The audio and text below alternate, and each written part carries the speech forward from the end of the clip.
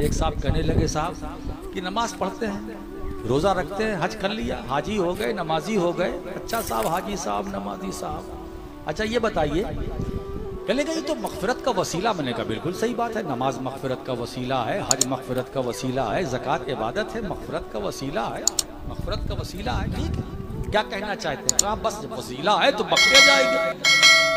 میں نے کہا یہ بتائیے کہ یہ سب ساری عبادتیں مغفرت کا وسیلہ تو ہیں، مگر ان کی قبولیت کا وسیلہ کون ہے؟ واہ واہ واہ واہ واہ واہ واہ، نماز کی قبولیت کا وسیلہ کون ہے؟ حج کی قبولیت کا وسیلہ کون ہے؟ اتنے سب نمازی ہے، اتنا بڑا مجمع ہے، ایک نمازی ہاتھ اٹھا کر یہ کہہ سکتا ہے کہ میں جو نمازیں پڑھتا ہوں رب تعالیٰ اسے قبول کر لیتا ہے؟